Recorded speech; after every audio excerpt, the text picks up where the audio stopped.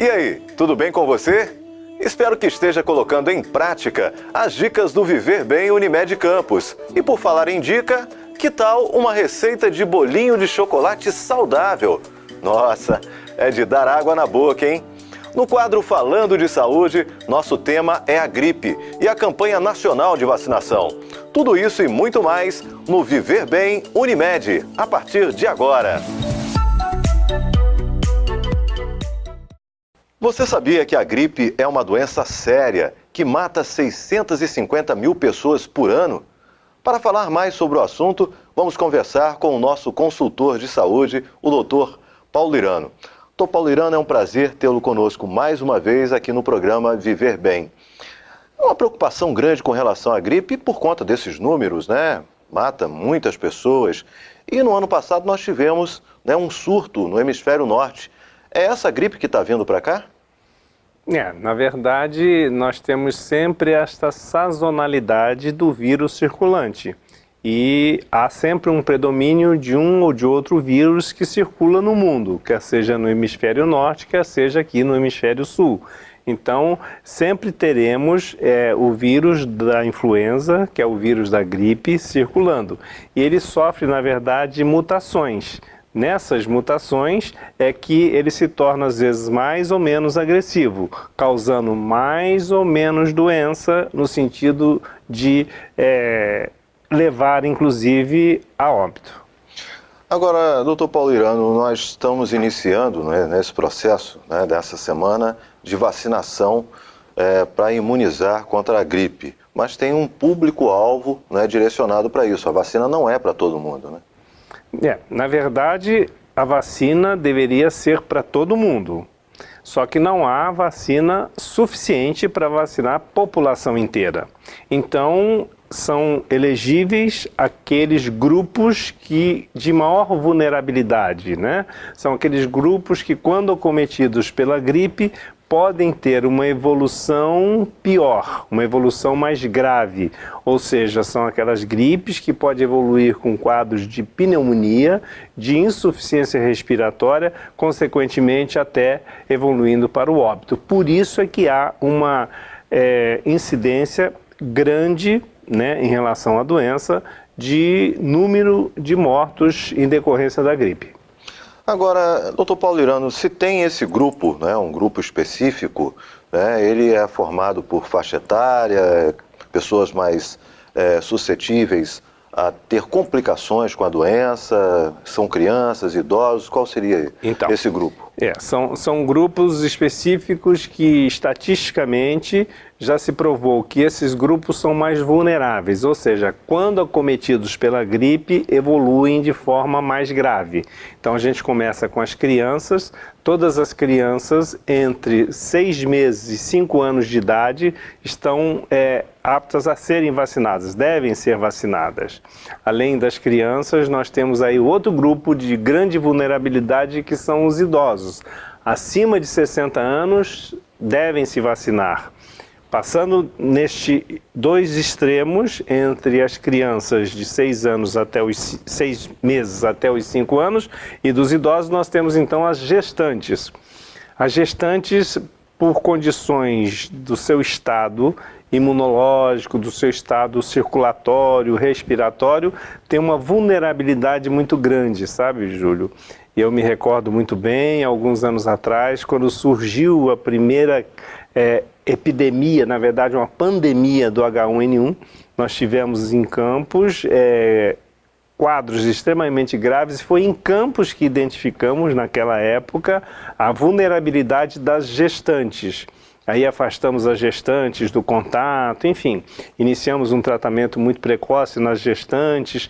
Então, as gestantes são extremamente vulneráveis a este vírus da gripe, então têm que ser vacinadas. Além das gestantes, as mamães que tiveram nenéns nos primeiros 45 dias. Então, 45 dias pós-parto também têm esta vulnerabilidade e devem ser vacinadas. Além disso, todos os profissionais da área da saúde devem ser vacinados, os médicos, enfermeiros, técnicos, todos que trabalham na cadeia da assistência à saúde, como também todos os professores e os trabalhadores das escolas, sejam professores da rede pública, da privada, não interessa, mas são pessoas que mantêm um contato permanente, né, com muitas pessoas que potencialmente poderiam fazer esta transmissão.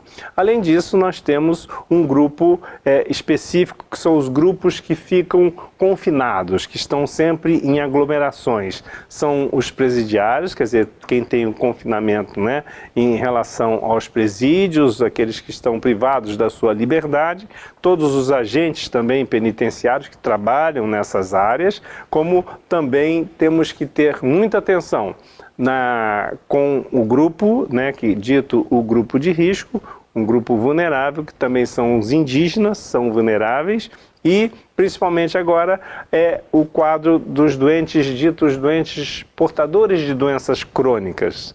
Então, todos os pacientes que têm uma condição de doença crônica, e aí vou englobar, né, o hipertenso grave, o diabético, os que têm doença neurológica, doença respiratória, doença cardíaca, doença renal. Então, todos os pacientes portadores de doenças crônicas, esses doentes também fazem parte do grupo de vulnerabilidade. Então, todos esses grupos estão elegidos para que sejam vacinados, principalmente nesta campanha que se iniciou esta semana e irá até o dia 1º de junho, tendo o dia D agora em maio. No dia 12 de maio vai ser o dia D do Dia Nacional da Campanha de Vacinação. Bom, pelo que eu entendi, doutor Paulo Juliano, o pai que está ouvindo, a mãe, que tem um filho que tem, por exemplo, uma bronquite, né? Tem asma, essa criança estaria também dentro desse grupo? Principalmente essas crianças que já têm uma doença respiratória. Então, a asma, a bronquite crônica, como já disse, já é uma doença crônica. Então, todos os pacientes que têm alguma doença crônica, que ainda não tem os seus 60 anos e está entre a faixa dos 5 anos aos 60, é só ter um atestado do seu médico dizendo que ele é portador de uma doença crônica, indo a um posto de saúde, onde tiver uma sala de vacinação, ele será imediatamente vacinado e deverá ser vacinado. Existe ainda uma resistência, né, de um grupo que alega que a vacina provoca gripe. É verdade isso? Isso é mito? Não, isso é mais um dos mitos que costumam surgir e muitas vezes por dúvida mesmo, por não conhecer, não entender este processo. É fundamental que a gente acabe com este medo, principalmente nesta vacina específica do vírus da influenza. A gente tem que vacinar porque esta vacina não põe em risco nenhum por conta de causar uma gripe. Por que isso, Júlio? Tem uma razão. Esta vacina é feita com o vírus morto, então, em hipótese alguma, ela vai causar uma gripe. Diferente de outras que já são com vírus vivo. O vírus vivo, atenuado, pode mimetizar uma doença, mas também raramente vai dar uma doença grave. Esta vacina não dá nada. O que dá é uma reação normal do organismo que todas as vacinas podem desencadear pelo próprio efeito da vacina. O que faz a vacina? Para que possam entender. A vacina é como se fosse causando um estímulo no nosso sistema imunológico para que a gente possa reagir a este estímulo e produzir anticorpos, que aí sim são as nossas armas de defesa, para que no momento em que eu tiver contato com o vírus eu já tenha a minha defesa implementada através da vacina. Por isso é fundamental. E quais são as reações mesmo, doutor? Um torpor, por exemplo? Não, é uma reação normalmente local, endurece um pouquinho o local, pode ficar um pouquinho quente, pode muitas vezes dar uma pequena febrezinha, febrícula e um mal-estar da febre, mais nada, não tem mais nada além disso. O que tem que acontecer é a atenção, porque quando a gente toma vacina, na verdade vai demorar aí umas 2 a 3 semanas, normalmente 2 semanas, para poder esta imunidade já chegar no ponto ideal. Neste período, Júlio, pode acontecer da pessoa ter a gripe. independente da vacina, Não entendeu? porque tomou a vacina. Não porque tomou a vacina. Mas porque teve contato com outra pessoa. Com outra pessoa e foi contaminado pelo vírus no momento ainda em que ela não tem a imunidade instalada. Esta é a razão. Lembrar que esta vacina, Júlio, ela, na verdade, está protegendo a pessoa contra 3 tipos de vírus, né? Ligados à influenza. Então, é contra o H1N1, é contra o H3N2, que é este vírus que andou circulando no hemisfério norte, causando uma série de doenças e causando muitas mortes. E nós temos um dos vírus, o influenza B, que também então protege, mas todos eles causadores da doença gripal, da gripe. Doutor Paulo Lirano, a gente sabe que as pessoas ainda mantêm um pequeno receio de tomar a vacina, mas a gente entende a importância que essa vacina tem, né, no caráter preventivo e no caráter de qualidade de vida, né, que é um objetivo principal da gente estar, enquanto Unimed Campos, promovendo o programa Viver Bem Unimed, que é dar essas dicas para uma melhor qualidade de vida e cuidar, evidentemente, ajudar a cuidar da sua saúde. Então as pessoas devem se vacinar. Devem se vacinar, eu diria quase que obrigatoriamente, não podem deixar de se vacinar, principalmente, e aí eu chamo a atenção dos pais, né, para que não deixem de levar os seus filhos ao posto de vacinação, sempre com a sua carteirinha da vacinação. E aos filhos que não deixem de levar os seus pais, que sejam portadores de doenças crônicas não transmissíveis e que também estejam acima dos 60 anos. Forçá-los para que eles possam ser vacinados e, com isso, com certeza, estarão protegidos e estarão isentos de contrair uma doença que muitas vezes pode ter complicações muito severas e levar, inclusive, como já mencionamos aqui, a um desfecho final que ninguém quer. Contraindicações, tem alguma? Só existe uma, Júnior. É quem tem alergia severa ao ovo, à proteína do ovo. Porque na confecção desta vacina, utiliza-se a proteína do ovo. Então, quem tem a reação alérgica ao ovo seria uma contraindicação e às vezes até relativa. Em quem esta alergia é severa, intensa, deve evitar. O que é a gripe em si, doutor Paulo Lirano? Para que, né, o nosso telespectador possa entender melhor, né, o nosso internauta também possa entender melhor. Na verdade, a gripe, né, o estado gripal, a doença gripe, ela é causada pelo vírus este que a gente dá o nome do vírus influenza, que ele tem várias cepas, né, várias mutações.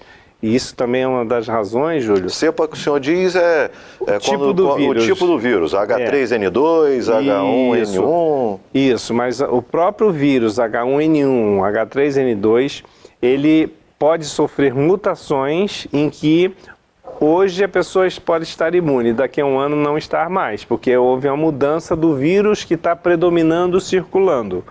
E além disso, um outro questionamento que diz, poxa vida, eu tomei a vacina no ano passado, eu preciso tomar de novo? Eu preciso aplicar de novo a vacina? Sim, é preciso, porque a imunidade conferida pela vacina contra a gripe gira em torno quase de um ano. Exatamente por isso que deve ser vacinado a cada ano, e a cada ano nós temos a campanha de vacinação com esses mesmos critérios para que a gente possa imunizar o maior número possível de pessoas que estejam neste grupo de risco, Júlio. Voltando na sua pergunta em relação ao que é a gripe, como que ela se manifesta, na verdade, né? Todo mundo fala, estou gripado, mas o que é, na verdade, a gripe? É uma infecção pelo vírus que acomete principalmente a via respiratória. Então, aquela infecção vem acompanhada deste vírus da influenza, ela geralmente dá uma febre alta, e aí a diferença do resfriado, né? E também da rinite, que às vezes confunde a rinite alérgica. Então, a febre é um grande diferencial. Se a pessoa estiver com a gripe, quer dizer, estiver gripada, mas teve febre, atenção, este é um vírus da influenza. E além da febre, ele tem uma dor de cabeça, ele tem uma dor na garganta, um mal-estar respiratório, tosse seca na maioria das vezes, né? E o mal-estar geral do corpo, que normalmente é pelo estado febril. Então, quando você tiver esses sintomas acompanhado de febre elevada, com a dor de cabeça, com dor de garganta, né? Dor no peito, tossindo, a tosse seca, lembrar que pode ser o estado gripal. Muita atenção na evolução da gripe. Qual é a evolução que temos que estar atentos em relação ao quadro respiratório? Começou com dor no peito, com falta de ar, houve mudança na coloração da secreção brônquica, se aparecer, ficar com catarro amarelado, esverdeado. Então, atenção. E principalmente, se começar a ter cansaço, alguma faltazinha de ar, tem que logo procurar a assistência médica para poder avaliar a gravidade e iniciar logo aí sim com tratamentos específicos. Bem, eu gostaria de falar um pouco mais sobre o assunto, doutor Paulo Irano. Vou pedir para o senhor continuar conosco, a gente vai para um breve intervalo e volta já já, inclusive no próximo bloco, a gente vai aprender uma receita de bolinho de chocolate que não vai pesar na sua consciência. Que tal? Já já.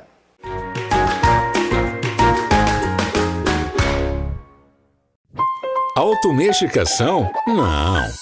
Médicos estudam muito para entender o seu corpo.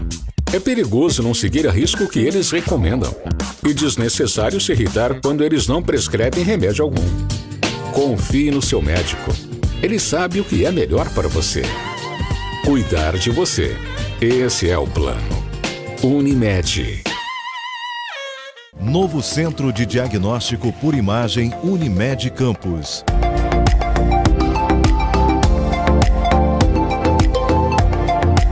Ressonância magnética de alto campo, tomografia computadorizada Multislice, raio-x, endoscopia, colonoscopia e outros. Novo Centro de Diagnóstico Unimed. Cuidar de você. Esse é o plano. Unimed Campos.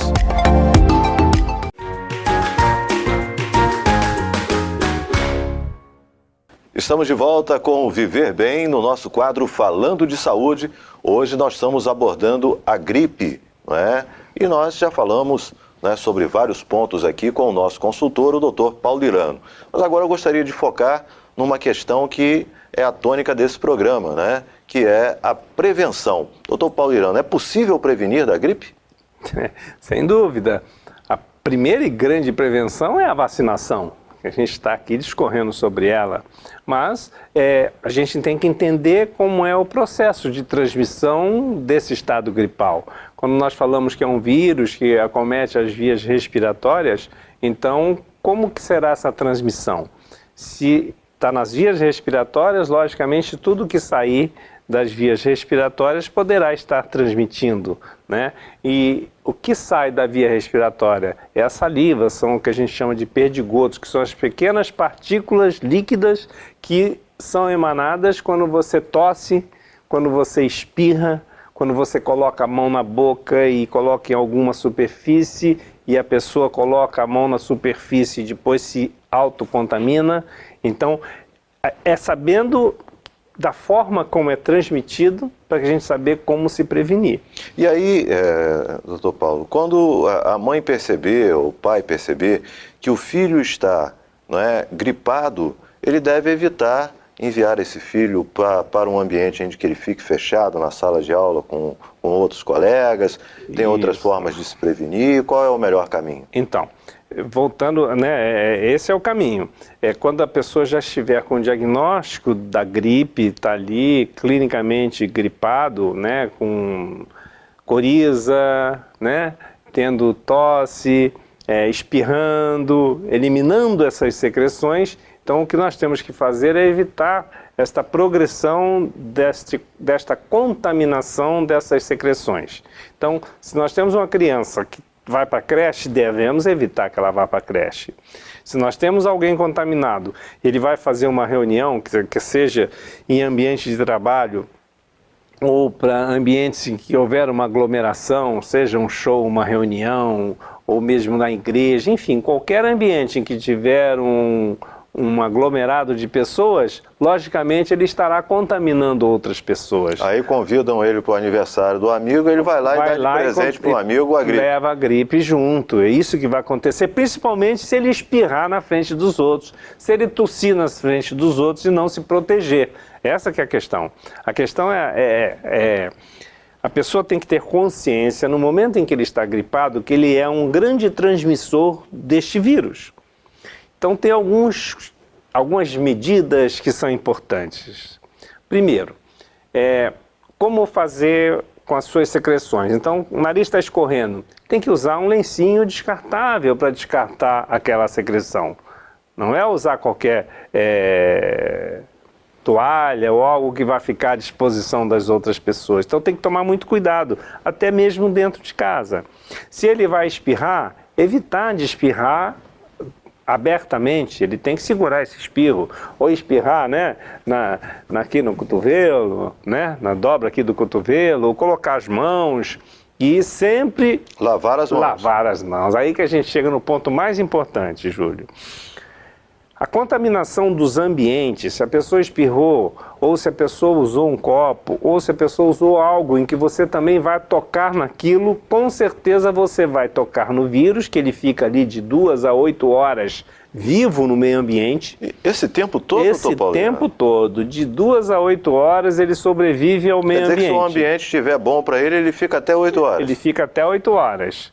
Depende, lógico, da temperatura, de ter sol, de não ter uma série de condicionalidades. Mas o que acontece? Se a pessoa contaminou no trem, no carro, na maçaneta, no elevador, aonde a gente coloca a nossa mão, se alguém passou ali e está contaminado ou se contaminou, ele vai deixar o vírus, a gente vai colocar a mão e aí o que acontece com esta mão? Ela está contaminada. Aí, sem querer, eu levo essa mão à boca, levo essa mão aos olhos, acabou, já ao nariz, estou me contaminando. Então, lavar as mãos, a higiene das mãos frequente durante o dia é de fundamental importância. Não só para a prevenção à gripe, mas também não só a gripe, a outras situações. A todas as situações que possam ser transmitidas através de secreções. Então, sempre que a gente estiver ou colocar a mão onde muitas pessoas colocam as mãos, é no dinheiro que você pega às vezes para pagar uma coisa, é na padaria que você vai, você põe a mão no balcão. Não tem jeito, é contaminação permanente. Então a gente tem que lavar as mãos mais vezes no dia, principalmente se a gente tocou em algo que outras pessoas tocaram. Esse é o primeiro passo, o primeiro grande passo de importância muito grande na prevenção da contaminação. Além disso, evitar participar do uso de utensílios, né? Um copo, garrafa, dar um golinho aí na garrafinha, né? Ou mesmo com um filho em casa, usar a mesma colher, aquele costume que a mãe tem normalmente, né? Use e dá para o bebê. Então, se tiver alguém gripado, isso não pode acontecer.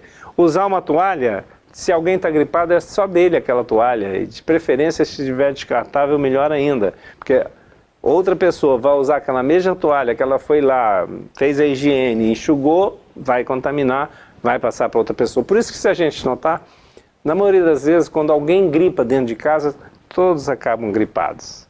É o que acontece na maioria das vezes, por falta desta prevenção, por falta deste cuidado de não se contaminar, não contaminar os outros. Essa é a dinâmica. E o lavar as mãos é o ponto mais importante. E quando contactarmos de alguma superfície, evitar de levar a nossa mão potencialmente contaminada na boca, no nariz ou nos olhos. Bem, está explicado. Então, nós tivemos aqui a participação, mais uma vez, do nosso consultor de saúde, o Dr. Paulo Irano, hoje falando sobre a gripe. Contamos com sua participação no próximo programa, Dr. Paulo Irano. Com certeza, aqui estaremos para que possamos proporcionar uma condição de viver melhor, de viver bem. Essa é a Unimed. Bem, e agora a gente segue para a nossa receita, no quadro Coma Bem e Viva Melhor. É o bolinho de chocolate que não engorda.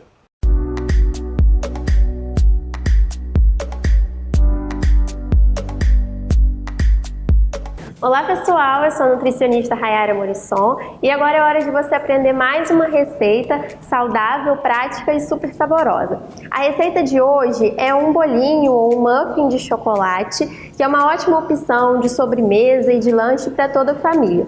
Nessa nossa receita, a gente não vai utilizar nem açúcar, nem leite e nem farinha de trigo. Então, ela pode ser consumida por diabéticos, por intolerantes à lactose e doentes celíacos.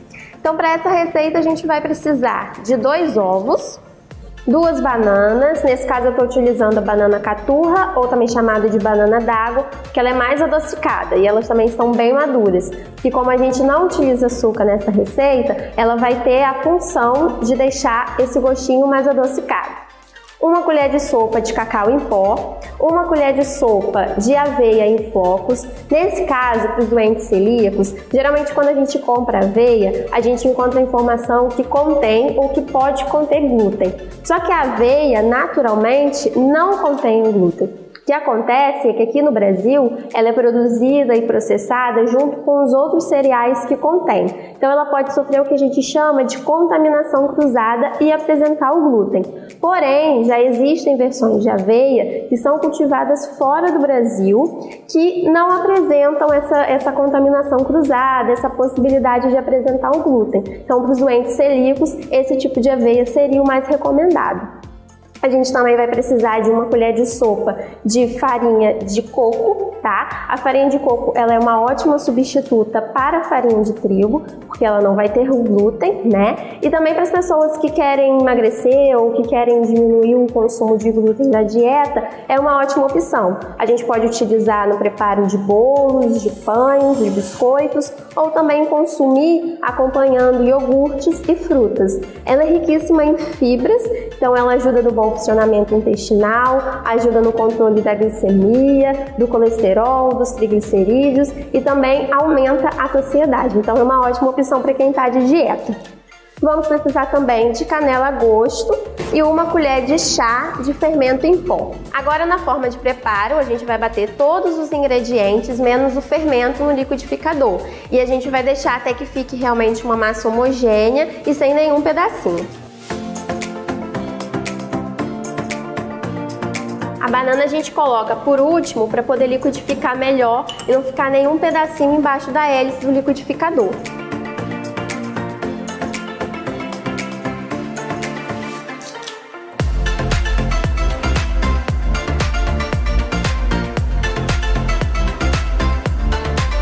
Bom, agora que a nossa massa já está bastante liquidificada e bem homogênea, a gente vai acrescentar o último ingrediente, que é o fermento. E a gente não vai precisar bater muito, é só o suficiente para que ele se misture com o resto da massa e já está pronto. Agora eu vou porcionar nessas forminhas, tá? Elas ficam numa porção adequada, tanto para lanche das crianças, quanto para um lanche casual. Essas forminhas são de silicone, então elas podem ir ao forno.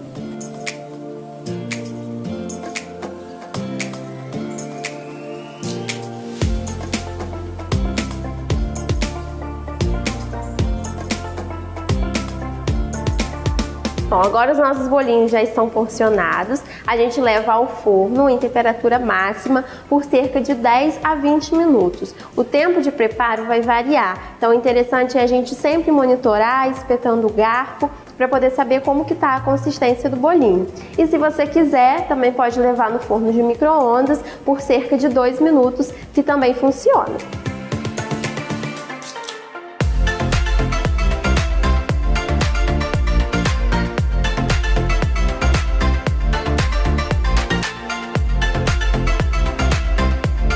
Minutos depois, o nosso bolinho já está pronto.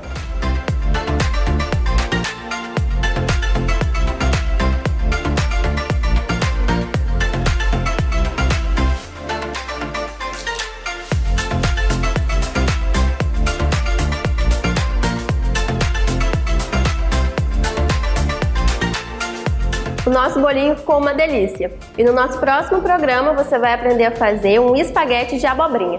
Até lá! Chegamos ao final de mais um programa Viver Bem Unimed Campos. Confira também os nossos programas no nosso canal no YouTube. Um grande abraço e até a próxima semana.